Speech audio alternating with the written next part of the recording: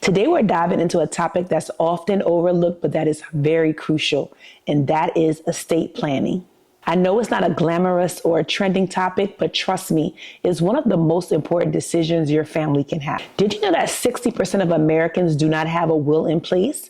And even a more recent survey from Caring.com showed that only 32% of Americans had some type of will or estate planning in place. This lack of preparation can lead to some serious consequences, especially when it comes to selling a home.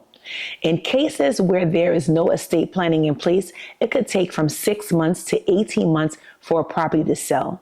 And in the meantime, properties could lose value because they are not being maintained, because the mortgage is not being paid, because legal fees are racking up.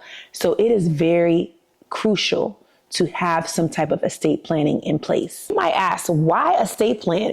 I don't want to jinx myself. I don't want to die tomorrow. I totally get it, because a lot of times we feel like that. Or we might even feel like, I'm young, I'm healthy, nothing's going to happen to me. Everybody knows that people leave this earth at any age. How great would it be that your family can really have the opportunity to mourn you, but still be financially stable enough to move on with their life versus being stuck with a lot of debt and a lot of responsibilities as far as clearing what you currently have.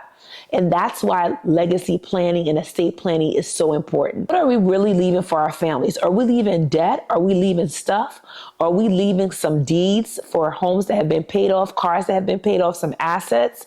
So a couple of months ago, I received a referral that I'll never forget. A lady told me that her niece recommended her, and she wanted to speak with me about possibly selling her home because she wasn't feeling too well, and she was actually on her way to the hospital. A couple of days later, I was called by a family friend that told me that the lady I spoke to was still in the hospital, but she wanted me to just walk through the house to see the house, to find out the condition of the house, because she felt that she was going to be selling the home. When I walked through the home, it seemed like somebody had just gone out to run errands.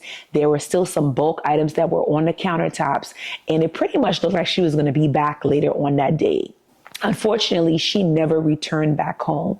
And the next call I received was telling me that the lady that I had spoken with was now deceased, and that I would have to wait to find out how we could sell her home. It was a very heartbreaking experience to me to know that I had just spoken to somebody earlier, and now that person was no longer with us. That experience made me reflect very deeply. It made me think about the things that I had, the things that I thought that were important. It made me think about, was I ready if I passed away, and what type of situation would I be leaving my family in?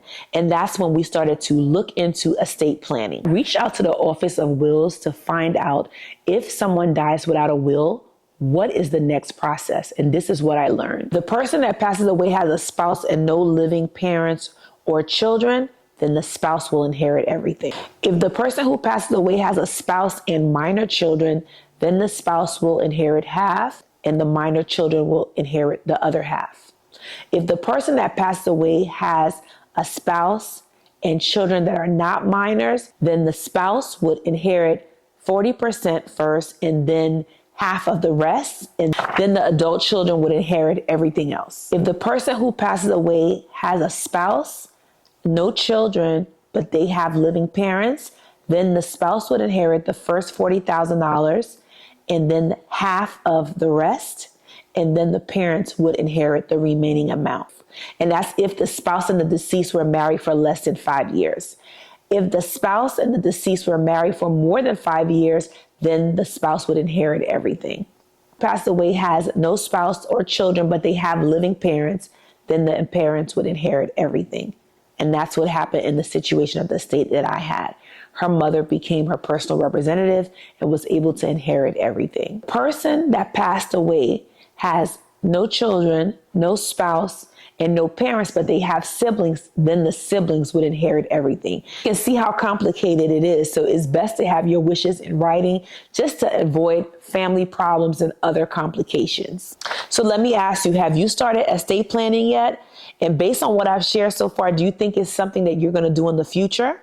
I know this is a very sensitive topic, but it's a very important topic. And I'm also in the process of learning a lot about estate planning, and I'll continue to share everything I learn. If you have specific questions about estate planning or are looking to sell a house that is in an estate situation, feel free to reach out to me and I'm happy to help. Thank you for watching. Take care. Remember, your legacy is very important. So take some time to think about how you're going to leave a well-planned legacy for your family.